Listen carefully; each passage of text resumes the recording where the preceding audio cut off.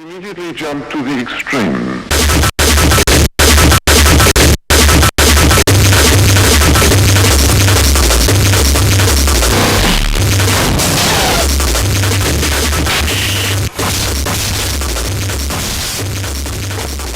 Remember, each of these moments is trying to crystallize a certain alignment of forces and to suggest that at these particular moments there was a particular alignment and an intensification of forces.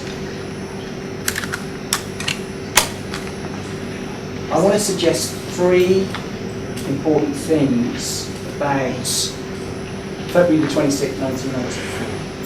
And then I'm going to stop. And it goes back to that other moment on the left, head over heels and away.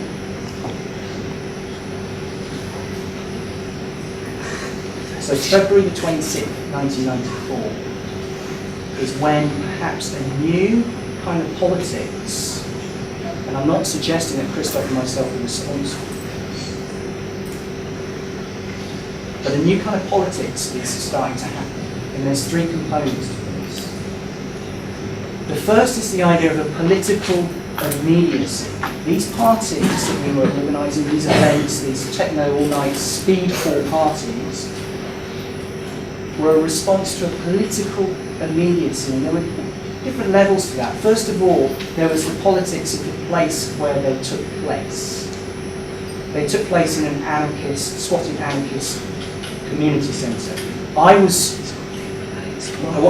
say working there, but I was involved with, the anarchist community centre. And for me, the politics was about, what does it mean to have this space that is supposedly some kind of community centre? What does it mean to have an open space where potentially anything can happen?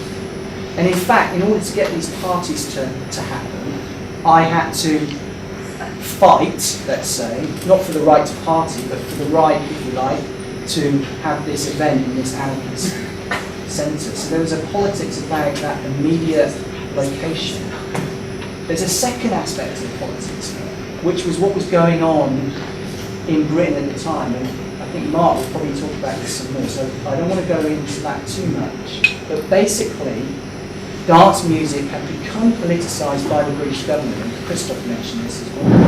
So there's a bill going through Parliament that was seeking to criminalise the kind of events that we were involved with organising. So that was another element of political immediacy. But there's a third element, and it's the idea that Christoph's been talking about for the last 19 years, which is the idea of noise and politics. So this is what I want to finish on.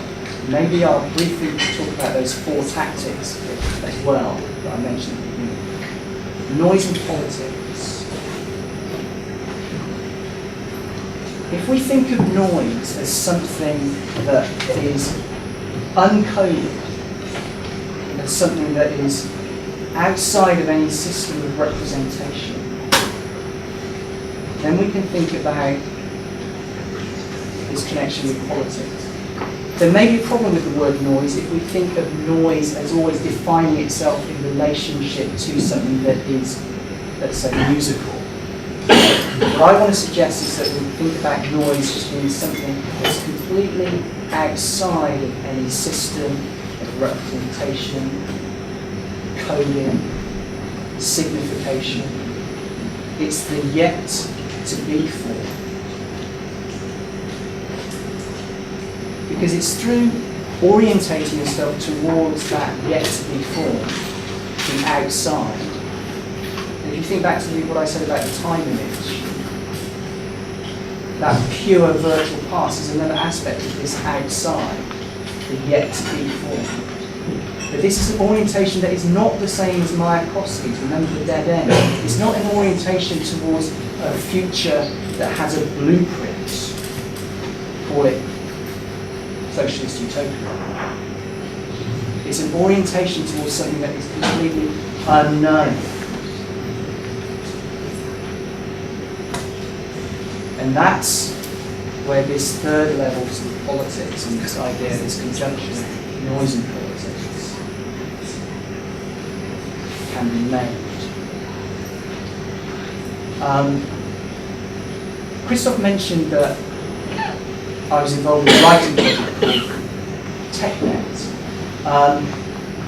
And one of the things that we did with TechNet, we sent off our flyers around the world and we tried to, we were so enthusiastic that we thought everybody would be interested in what we had to say about technology. One of the people that we sent our flyer to was someone called Mad Mike, who was involved in a record label called Underground Resistance.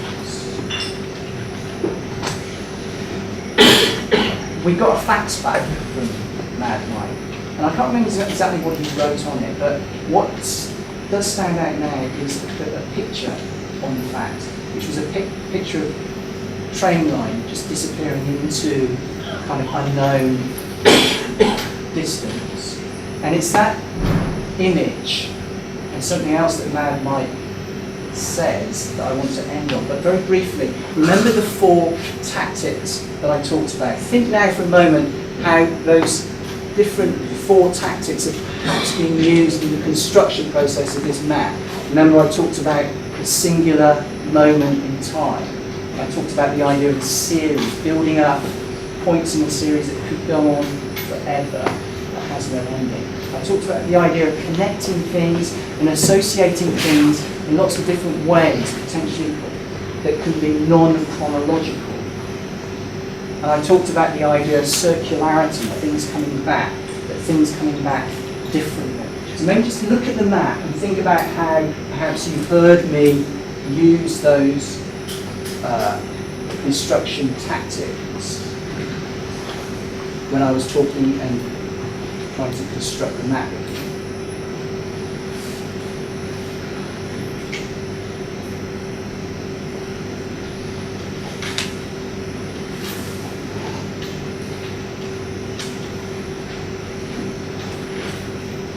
Okay, I'm going to end now, and I want to end with something that Matt Mike said.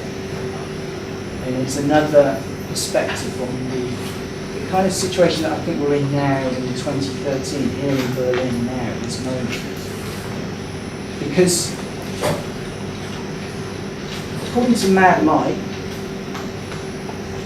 the secret is to hear what you never heard before.